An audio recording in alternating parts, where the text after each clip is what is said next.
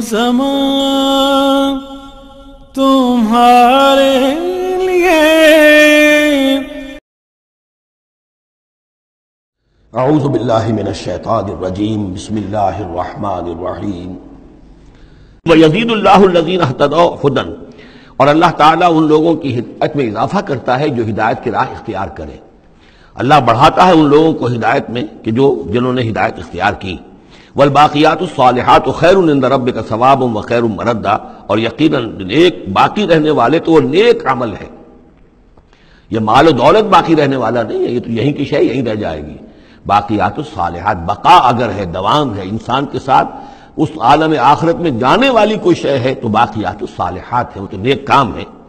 خیر عند ربک ثوابا، وہ یقیناً تیرے رب کے نزدیک بہت بہتر ہیں بدلے کے اعتبار سے بھی. وخیر مردا، اور اس اعتبار سے بھی کہ لوٹ کر جایا جائے ان کے پاس. جب ہم وہاں پہنچیں گے ہمیں اپنے اعمال جو ہے وہاں منتظر ملیں گے، ان کی جزا. بلکہ یہ کہ کہا جائے گا یہ تمہارے اعمال ہی ہیں، ان کی شکل بدل گئی ہے. افرأیت الذی کفر بآیاتنا وقال لأوتین مالا وولدا، تو کیا تم نے دیکھا اس شخص کو جو ہماری آیات کا تو کفر کرتا ہے اور کہتا ہے مجھے تو لازماً ملے گا، مال بھی ملے گا اور اولاد بھی ملے گی. یہ وہی بات سمجھ لیجیے جو سورہ کہف میں آ چکی ہے کہ اس نے کہا تھا وَلَئِن رُدِدتُّ إِلَىٰ رَبِّي لَأَجِدَنَّ خَيْرًا مِنْهَا مُنْقَلَبًا. تم جو ہو جوتیاں پھٹکار رہے ہو یہاں پر بھی، تمہیں وہاں بھی کچھ نہیں ملنا. اگر واقعی آخرت ہو ہی گئی، اول تو مجھے گمان نہیں، میں نہیں سمجھتا کہ وَمَا أَظُنُّ السَّاعَةَ قَائِمَةً وَلَئِن رُدِدتُّ إِلَىٰ رَبِّي لَأَجِدَنَّ خَيْرًا مِنْهَا مُنْقَلَبًا. تو مجھے وہاں پر بھی اچھا ہی ملے گا جیسے یہاں اچھا ملا ہوا ہے. وہی اسی طرح یہ ہے کہ ان کا ہمیں تو وہاں پر بھی ملے گا، آخرت میں بھی بہت سا مال بھی ملے گا، اولاد بھی ملے گی. اطلاع الغیب، یہ دنیا بھی مراد ہو سکتی ہے لیکن میرے نزدیک آخرت ہی مراد ہے. اطلاع الغیب، کیا وہ غیب پر مطلع ہو چکا ہے، اس نے جھانک کر دیکھ لیا ہے غیب کو. ام اتخذ عند الرحمن عہدا، یا وہ کوئی رحمان سے عہد لے چکا ہے، پکا قول و قرار لے چکا ہے جس پر اس یقین سے کہہ رہا ہے کہ اسے تو مال بھی ملے گا اور اولاد بھی ملے گی. کلا، ہرگز نہیں. سنکتب ما یقول، جو کچھ یہ کہہ رہا ہے وہ ہم لکھ لیں گے تاکہ جواب دہی پوری کرنی پڑے کہ کیا کیا بکواس تم کیا کرتے تھے. وَنَمُدُّ لَهُ مِنَ الْعَذَابِ مَدًّا، اور پھر عذاب کے اندر ہم اس کے اضافہ کرتے چلے جائیں گے، عذاب کو اس کے لیے کھینچتے چلے جائیں گے. وَنَرِثُهُ مَا يَقُولُ، اور جو کچھ وہ کہہ رہا ہے اس کے وارث تو ہم ہوں گے. سارا مال دنیاوی سامان جو بھی کچھ ہے وہ تو ہماری وراثت میں آ جائے گا. وَيَأْتِينَا فَرْدًا، اور وہ جب آئے گا ہمارے سامنے ہماری عدالت میں پیش ہونے کے لیے تو ایک فرد کی حیثیت سے آئے گا. نہ اولاد ساتھ ہوگی، نہ مال، نہ خدم، نہ حشم، نہ قوم، نہ ہم نشین، نہ حاشیہ نشین، کوئی نہیں ہوگا. وَاتَّخَذُوا مِن دُونِ اللَّهِ آلِهَةً، انہوں نے اللہ کے سوا کچھ اختیار کر لیے ہیں اپنے معبود. لِيَكُونُوا لَهُمْ عِزًّا، تاکہ وہ ان کے مددگار بنے، ان کے لیے سہارا بنے، پشت پناہ بنے، اللہ کے ہاں انہیں کچھ چھڑا سکے عذاب سے. کلا، ہرگز نہیں. سَيَكْفُرُونَ بِعِبَادَتِهِمْ، وہ تو ان کی عبادت کا انکار کریں گے جیسا کہ پہلے بھی آ چکا ہے. وہ فرشتے ہوں، اولیاء اللہ ہوں، انبیاء ہوں، حضرت عیسیٰ ہوں، شیخ عبد القادر جیلانی ہوں، کوئی بھی ہو، ان کا تو مانگو تو کفر کرے گا. تم کیا کہہ رہے ہو، ہمیں تو معلوم بھی نہیں تھا کہ تم ہم سے دعائیں کرتے رہے اور ہمیں سمجھتے رہے کہ ہم تمہیں چھڑا لیں گے. سَيَكْفُرُونَ بِعِبَادَتِهِمْ، وہ انکار کریں گے ان کی عبادت کا. وَيَكُونُونَ عَلَيْهِمْ ضِدًّا، اور وہاں ان کے مخالف ہوں گے، انہیں وہاں پر پروسیکیوٹ کروائیں گے. الم تر انا ارسلنا الشیاطین علی الکافرین تعوذهم عزا، کیا تم نے دیکھا نہیں کہ ہم کافروں پر شیاطین کو بھیجتے رہتے ہیں. یعنی یہ کہ یہ شیاطین جن جو ہیں یہ ان پہ حملہ آور ہوتے رہتے ہیں اور انہیں خوب ابھارتے رہتے ہیں گناہوں کے اوپر اور انہیں اور سرکشی کے اوپر آمادہ کرتے رہتے ہیں. وجہ کیا ہے کہ خود انہوں نے شیطان کی رفاقت کو اختیار کی ہے. فلا تعجل علیہم، اب یہ مضمون یہاں دوسری مرتبہ آ گیا، عجلت نہیں. فلا تعجل علیہم، ایک تو فرمایا قرآن مجید کے ضمن میں عجلت نہ کیجئے، اس کی جو بھی تنزیل ہے وہ اللہ تعالیٰ کی حکمت کے تحت جو اس میں تدریج ہے اسی کو آپ سمجھیے کہ خیر اسی میں ہے.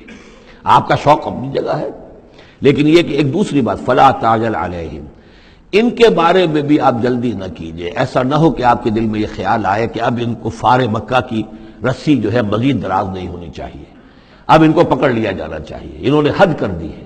جس طریقے سے کہ حضور کو ضد کیے ہوئے تھے وہ ہم دیکھتے چلے آ رہے ہیں سورہ انعام سے. لیکن اے نبی جلدی نہ کیجئے. فلا تعجل علیہم، ان کی مخالفت، علی یہاں پر آ رہا ہے. فلا تعجل علیہم، انما نعد لهم عدا، ہم ان کی پوری پوری گنتی کر رہے ہیں، ایک ایک عمل ان کا لکھا جا رہا ہے، ہر چیز کا ان کو جواب دہی کرنی ہوگی، ہر چیز کی ان کو سزا مل جائے گی، لیکن یہ کہ ہمارے ہر کام کے اندر جو بھی فطری تدریج ہے، اس کی جو توقیت ہے، اس کا جو نظام ہم نے بنا رکھا ہے، وہ اسی کے مطابق ہوگا۔ یوم نحشر المتقین الی الرحمن وفدا، یاد کرو جس دن کی ہم جمع کریں گے اہل تقویٰ کو، وہ رحمان کی طرف آئیں گے مہمانوں کی صورت میں، جیسے مہمانوں کا استقبال ہوتا ہے، وفد آیا ہے۔ وَنَسُوقُ الْمُجْرِمِينَ إِلَىٰ جَهَنَّمَ وِرْدًا، اور جو مجرم ہیں انہیں ہم دھکیلیں گے، دھکے دیں گے، ہانک کر لے جائیں گے جہنم کی طرف، جیسے کہ کوئی پیاسے جانور جاتے ہیں گھاٹ کی طرف۔ لا يملكون الشفاعة الا من اتخذ عند الرحمن عہدا، کسی کے بھی کوئی شفاعت کام نہیں آئے گی سوائے اس کے کہ جس نے رحمان کے پاس اپنا ایک مقام حاصل کر لیا ہے، یعنی ایک شخص جو ہے بنیادی طور پر اللہ کے ساتھ اس نے اپنا عہد نبھایا ہو، اللہ کی بندگی کر رہا ہو، کوئی خطائیں ہو گئی ہیں، کوئی غلطیاں ہو گئی ہیں، جیسے کوئی پھسل جاتا ہے، کوئی کمزور بھی ہوتا ہے انسان، ایسے لوگوں کے لیے تو شفاعت مفید ہو سکتی ہے، لیکن جو سرے سے اس عہد کی خلاف ورزی کر رہے ہو، جو بجائے مشرق کے ان کا رخی مغرب کی طرف ہو، بجائے کعبے کے ان کا رخی جو ہے کسی اور شے کی طرف ہو، تو ظاہر بات ہے کہ ان کے لیے شفاعت نہیں ہے۔ وَقَالُوا اتَّخَذَ الرَّحْمَنُ وَلَدًا، اور انہوں نے ایک اور عقیدہ گھڑ لیا ہے کہ رحمان نے اپنے لیے اولاد اختیار کی ہے۔ لَقَدْ جِئْتُمْ شَيْئًا إِدًّا، دیکھو تم نے یہ بہت بڑی بھاری بات کہی ہے، یہ بہت بڑی گستاخی ہے اللہ کی جناب میں، اور کتنی بھاری گستاخی ہے ذرا نوٹ کیجئے الفاظ، تکاد السماوات یتفطرن منہ، قریب ہے کہ آسمان پھٹ پڑے تمہاری اس گستاخی پر، وتنشق الارض، اور قریب ہے کہ زمین شق ہو جائے، وتخر الجبال حدا، اور یہ پہاڑ جو ہے دھماکے کے ساتھ گر پڑے، ان دعوا للرحمن ولدا، کہ انہوں نے رحمان کے لیے بیٹا قرار دیا، بیٹی قرار دی۔ مشرکین عرب نے فرشتوں کو خدا کی بیٹیاں بنا دیا، عیسائیوں نے حضرت مسیح کو خدا کا بیٹا بنا دیا، اور یہودیوں نے عزیر کو خدا کا بیٹا بنا دیا۔ ان دعوا للرحمن ولدا وما ينبغي للرحمن ان يتخذ ولدا، رحمان کے تو یہ شایان شان ہی نہیں ہے کہ وہ کسی کو اولاد بنائے۔ یہ اس کی وضاحت میں کر چکا ہوں کہ اولاد کی ضرورت اس کو ہوتی ہے جو خود فانی ہو، ہمیں معلوم ہے ہم مر جائیں گے، ہمارا نام و نشان مٹ جائے گا، اولاد کے ذریعے سے ہمارا نام زندہ رہے گا۔ یہ اصل میں ایک اپنی ہی تسلسل انسان سمجھتا ہے کہ میری ہستی کا تسلسل ہے، میری اولاد گویا کہ میرا اپنی بقا کی ایک شکل ہے، اس لیے کہ یہ انسان کے اندر ہے۔ مجھے یاد ہے جب ہم پڑھتے تھے کالج میں تو الفا ایک کمپنی ہوتی تھی لاہور میں، جو فائل کورز وغیرہ بناتی تھی نوٹ بکس کے، تو اس میں پیرامڈز کے عنوان سے جو بہترین الفاظ لکھے ہوئے تھے اب بھی مجھے یاد ہیں، still and resolute, calm and self-possessed, still and resolute. The pyramids echo unto eternity, the defiant cry of man's will to survive and conquer the storms of time. کہ یہ جو ان لوگوں نے فرائضہ نے اتنے بڑے بڑے پیرامڈز بنا دی، کیا کے لیے بنا دیے؟ تاکہ ہمارا نام رہے، ہم تو نہیں ہوں گے، نام رہے گا۔ تو گویا کہ انسان کے اندر ایک خواہش ہے بقا کی، وہ اپنا دوام چاہتا ہے۔ یہ اسے پتا ہے کہ میری ذاتی طور پر تو میرا دوام ہے، تو میں کوئی عمارت بنا دوں، میرا نام جو ہے اس کے حوالے سے دنیا کے اندر رہے، اور یہی معاملہ اولاد کا ہے کہ اولاد سے انسان کو سب سے زیادہ جو اس کو خواہش ہوتی ہے وہ اپنا بقا، اپنا تسلسل، وہ سمجھتا ہے کہ میری اپنی کنٹینیوٹی ہے کہ جو میری اولاد کے ذریعے سے۔ ظاہر بات ہے کہ اللہ ہمیشہ خود باقی رہنے والا ہے، تو اس کے شایان شان ہی نہیں ہے کہ وہ کسی کو اپنی اولاد بنائے، اسے کوئی ضرورت ہی نہیں ہے۔ تو تمہارے لیے ہے معاملہ کہ تم فانی ہو، لہذا تمہیں ضرورت ہے کہ کوئی تمہارا نام لیوا باقی رہے۔ وما ينبغي للرحمن ان يتخذ ولدا ان كل من في السماوات والارض الا آتي الرحمن عبدا، نہیں ہے کوئی بھی آسمانوں اور زمین میں کوئی بھی مگر یہ کہ وہ حاضر ہوگا رحمان کی عدالت میں بندے کی حیثیت سے، کسے باشد، جبکہ ہمیں معلوم ہے کہ محمد رسول اللہ صلی اللہ علیہ وسلم بھی حاضر ہوں گے تو بندے کی حیثیت سے، عبدہ ورسول، عبد۔ اور حضور فرماتے ہیں کہ اس روز میدان حشر میں لواء الحمد بیدی، میرے ہاتھ میں ہوگا حمد کا جھنڈا، اور اس روز جو میں حمد کروں گا اللہ کی وہ آج نہیں کر سکتا۔ اللہ تعالیٰ کی حمد بیان کریں گے محمد رسول اللہ عدالت خداوندی میں کھڑے ہو کر۔ تو معلوم یہ ہوا کہ جو بھی آئے گا بندہ بن کر آئے گا، وہ عیسیٰ ہو یا عیسیٰ ابن مریم انت قلت للناس اتخذونی وامی الہین من دون اللہ، یہ سوال کیا جائے گا کہ نہیں؟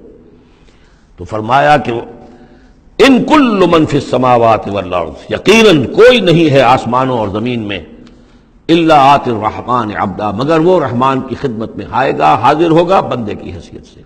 لقد احصاہم، اس نے ان سب کی گنتی کی ہوئی ہے، ان کا پورا احاطہ کیا ہوا ہے، کوئی چھپ نہیں رہے گا، کہیں بچ کر نہیں رہ جائے گا۔ عدہم عدا، اور ہم نے پوری گنتی رکھی ہوئی ہے۔ وَكُلُّهُمْ آتی ہے یوم القیامت فردا، اور قیامت کے دن یہ سب کے سب آئیں گے تو ایک فرد کی حیثیت سے، انڈیویجول کیپیسٹی میں محاسبہ ہوگا۔ نہ ماں باپ ساتھ ہوں گے کوئی شفاعت کرنے کے لیے، کوئی گڑ گڑانے کے لیے، نہ اولاد ہوگی، نہ شوہر کے ساتھ جوری ہوگی، نہ جورو کے ساتھ شوہر ہوگا، کچھ نہیں۔ ہر ایک شخص نفسی نفسی، اپنی جان۔ وَكُلُّهُمْ آتی ہے یوم القیامت فردا، میری جو کتاب ہے سابقہ اور موجودہ مسلمان امتوں کا ماضی، حال اور مستقبل، اس میں ایک چیپٹر ہے قرآن کا قانون عذاب، کہ عذاب جو قوموں کے اوپر آتا ہے وہ دنیا میں آتا ہے، آخرت کا عذاب جو ہے وہ افراد کے لیے ہے۔ محاسبہ اجتماعی جو ہوتا ہے وہ اللہ کا دنیا میں ہوتا ہے، لیکن آخرت کا حساب وہ جو ہے محاسبہ انفرادی ہے۔ ان الذین آمنوا وعملوا الصالحات سیجعل لهم الرحمن ودا، یقیناً جو لوگ ایمان لائے اور جنہوں نے نیک عمل کیا، ان قریب رحمان ان کے لیے محبت پیدا کر دے گا، یعنی لوگوں کے دلوں میں محبت ڈال دے گا۔ یہی ابو بکر ہوں گے جن کا نام کس تعظیم سے لوگ لیا کریں گے، کس محبت سے لیا کریں گے۔ یہی بلال ہوں گے جن کی جو تعظیم ہوگی، جن کی کتنی محبت کی جائے گی۔ ابھی ذرا وقت ہے، کٹھن ہے۔ سیجعل لهم الرحمن ودا، حدیث میں بھی آتا ہے کہ اللہ تعالیٰ جو ہے اپنے کسی بندے سے محبت کرتا ہے تو پہلے فرشتوں کو، جبرائیل سے کہا جاتا ہے کہ میں اپنے اس بندے سے محبت کرتا ہوں، اعلان کر دو۔ وہ فرشتوں میں اعلان کرتے ہیں، ان کے دل میں اس کی محبت ڈال دی جاتی ہے، پھر وہ عام دنیا میں اور لوگوں کے اندر اس کی ایک محبت ڈال دی جاتی ہے۔ فَإِنَّمَا يَسَّرْنَاهُ بِلِسَانِكَ، یہ آیت بڑی اہم ہے۔ تو ہم نے اس قرآن کو یسرنا ہو، اس کو قرآن کو آسان کر دیا ہے، بلسان کا، آپ کی زبان پر یا آپ کی زبان کے ساتھ، یعنی عربی زبان میں۔ یہ بہت آسان ہے، بہت ہی ستھری زبان ہے، سادہ زبان ہے، جس کو ہم کہتے ہیں کہ سہل ممتنع، اس کے اندر ثقالت نہیں ہے، بوجھل پن کا نہیں ہے، بہت بھاری بھرکم الفاظ کہیں کہیں شاذ آئے ہیں، ورنہ عام طور پر قرآن مجید جو بڑی سلیس زبان میں ہے۔ انما یسرناہ لسانک، بلسانک لتبشر بہ المتقین، تاکہ آپ بشارت دیں اس کے ذریعے سے متقیوں کو، وتنذر بہ قوما لدا، اور اس کے ذریعے سے انذار فرمائے۔